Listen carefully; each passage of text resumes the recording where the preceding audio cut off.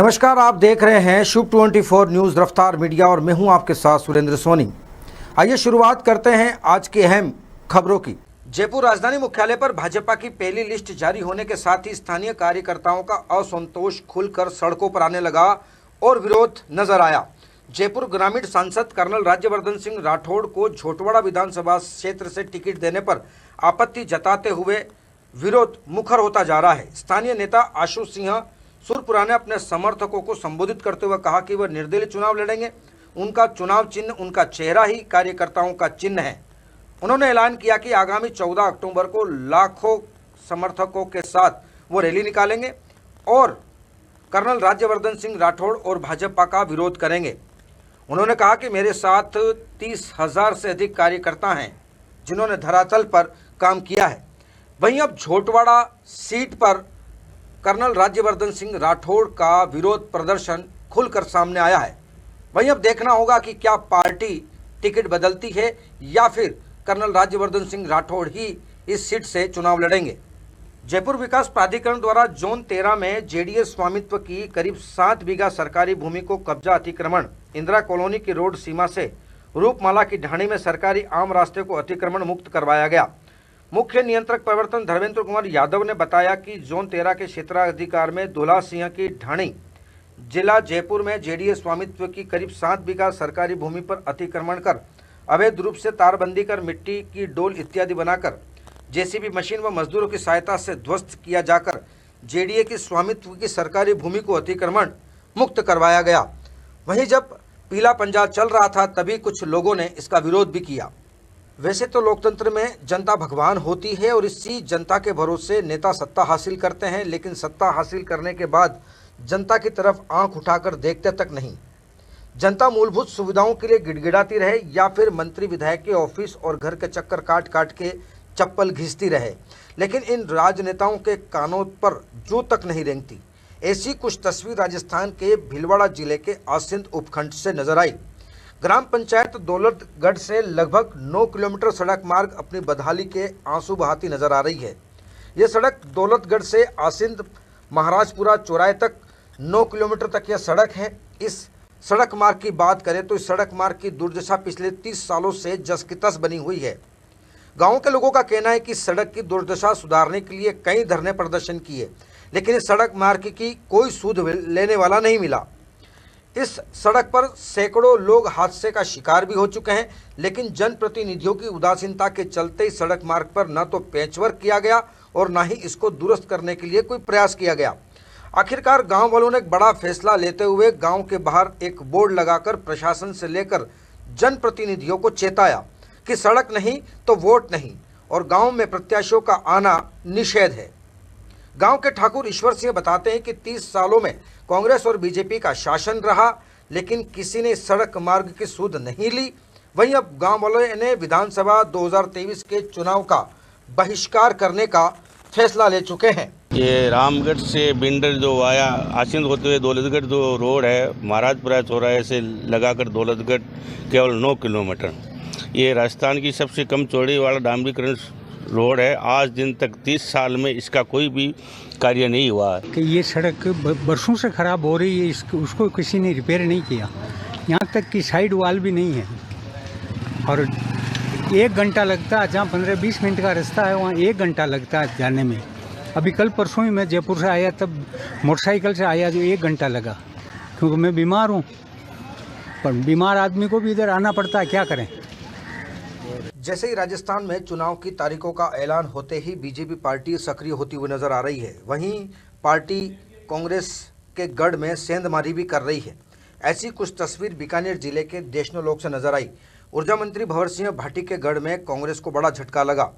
कांग्रेसी पार्षद सीता दान ने सैकड़ों कार्यकर्ताओं के साथ भाजपा का दामन थाम लिया। वहीं इस कार्यक्रम में देवी सिंह भाटी ने शिरकत की। देवी सिंह भाटी ने बीजेपी का दुपट्टा उड़ाकर कांग्रेसी कार्यकर्ताओं को बीजेपी पार्टी की शपथ दिलाई। निर्दलीय पार्षद रमेश शर्मा सहित सैकड़ों कांग्रेसी कार्यकर्ता भाजपा में शामिल हो गए। देशनोलोक में कांग्रेस के वरिष्ठ नेता व पार्षद सीता दान चारण ने सैकड़ों कार्यकर्ताओं के साथ कद्दावर भाजपा नेता देवी सिंह भाटी की मौजूदगी में भव्य सदस्यता अभियान में विधिवत रूप से भाजपा में शामिल हुए।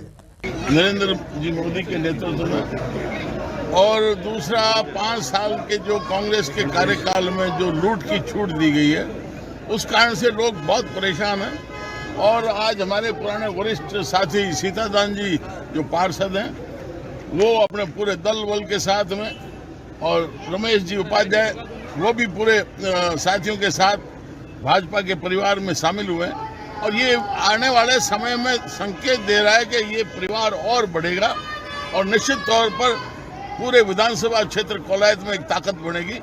तो एक दिशा बन रही है, लोगों के चेहरे पर उल्लास है। दौसा जिला मुख्यालय पर आचार संहिता लगते ही बैनर और पोस्टर को फाड़ने का काम शुरू हो गया है, जिसके चलते जिले सहित तमाम राजस्थान में सार्वजनिक स्थानों पर लगे तमाम राजनीतिक पार्टियों के बैनर पोस्टर को हटाने के लिए नगर परिषद नगर पालिका के लोग काम में जुट गए हैं। राजस्थान सहित 5 प्रदेशों में आचार संहिता जैसे ही लगाई गई, वैसे तुरंत प्रभाव से सरकारी मशीनरी जैसे नगर परिषद, नगर निगम, नगर पालिका हरकत में आ गई और सार्वजनिक स्थानों पर लगे राजनीतिक पार्टियों के प्रचार प्रसार करने वाले तमाम बैनर पोस्टर हटाने का सिलसिला शुरू हो गया है। जोधपुर शहर विधायक मनीषा पवार के नेतृत्व में राज्य सरकार की सफलतम योजनाओं को लेकर सामाजिक समरसता सद्भावना दोपहिया वाहन रैली निकाली गई, जिसमें कई संस्थाओं सहित सरकारी विभाग से जुड़े यूनियन के नेता भी रैली में उपस्थित रहे। रैली का जगह जगह पुष्प वर्षा व फूल मालाओं से स्वागत किया गया। झालामंड चौराहे से निकली रैली शहर के प्रमुख मार्गों के भीतरी क्षेत्र जालोरी गेट चौराया होते हुए सरदारपुरा स्थित मनीषा पवार विधायक के कार्यालय पहुंचकर सभा में तब्दील हुई। इस दौरान जिला कांग्रेस कमेटी के सभी पदाधिकारी मौजूद रहे। रैली सरदारपुरा स्थित शहर विधायक मनीषा पवार के कार्यालय पर पहुंचकर संपन्न हुई। आज जोधपुर में सद्भावना और समरसता यात्रा निकाली जा रही है, जिसमें सभी संगठन मिलकर, कांग्रेस हो चाहे सरकारी संगठन हो चाहे उसमें एनजीओज मिलकर एक हिंदू मुस्लिम सिख ईसाई भाईचारे के साथ एक यात्रा निकाली जा रही है। जिस तरह राजस्थान के यशस्वी मुख्यमंत्री आदरणीय अशोक जी गहलोत ने सामाजिक सुरक्षा को लेकर, सामाजिक समरसता को लेकर योजनाएं बनाई हैं, चाहे वो सरकार कर्मचारियों की ओपीएस हो, चाहे वृद्धों की पेंशन हो, चाहे तीर्थ यात्रा करवाने की बात हो, चाहे युवाओं को विदेश भेजने की बात हो। हम देखिए मुख्यमंत्री जी स्वयं लगातार सामाजिक सुरक्षा को आगे बढ़ाते हुए, सामाजिक विकास को आगे बढ़ाते हुए इस जोधपुर का विकास कर रहे हैं। यही एक विधानसभा चुनाव को लेकर आचार संहिता लगने के बाद भाजपा ने 41 प्रत्याशियों की सूची जारी कर दी है। जिले की 4 विधानसभाओं में से हिंडौन और सपोट्रा में प्रत्याशी तय हो गए हैं। हिंडौन से भाजपा ने पूर्व विधायक राजकुमारी जाटव और सपोट्रा से हंसराज बालोती को टिकट दिया है। दोनों ही विधानसभाओं में पार्टी ने इस बार टिकट बदल दिए हैं। आपको बता दें कि राजकुमारी जाटव 2013 में विधायक रह चुके हैं। हालांकि 2018 में पार्टी ने इनका टिकट काटकर मंजू खैरवाल को दिया था। वे कांग्रेस के भरोसीलाल जाटव से हार गई थी। हिंडौन सीट से 5 बार चुनाव जीत चुके भरोसीलाल इस बार खुद चुनाव नहीं लड़कर बेटे के लिए टिकट मांग रहे हैं, इसलिए भाजपा ने राजकुमारी जाटव पर दाव खेला है। हिंडौन सीट एससी बाहुल्य है। राजकुमारी और भरोसीलाल दोनों ही एससी से आते हैं। दूसरे ओर सपोट्रा से भाजपा ने हंसराज बालोती को टिकट दिया है। हंसराज के पिता राम सिंह मीणा पूर्व सरपंच सहित अन्य पदों पर रह चुके हैं। हालांकि हंसराज ने 2021 में ही पार्टी की सदस्यता ली थी, लेकिन सपोट्रा में 13 साल से काबिज कांग्रेस के प्रधान की कुर्सी का सिलसिला तोड़कर उन्होंने भाजपा को जिताया था। उनकी मां कमली देवी यहाँ की प्रधान है। वे भी कई पदों पर रह चुकी है। माना जा रहा है कि कैबिनेट मंत्री रमेश मीणा को टक्कर देने के लिए भाजपा ने पहली ही सूची में उनका नाम तय किया है। 2018 में चुनाव में यहाँ से पूर्व मंत्री गोलमा देवी पार्टी प्रत्याशी रही ही। भारतीय जनता पार्टी केंद्रीय नेतृत्व के द्वारा राजस्थान विधानसभा के सपोट्रा विधानसभा से मुझे भाजपा का प्रत्याशी बनाए जाने पर मैं केंद्रीय नेतृत्व और भारतीय जनता पार्टी के समस्त कार्यकर्ता बंधुओं का बहुत बहुत आभार व्यक्त करता हूं।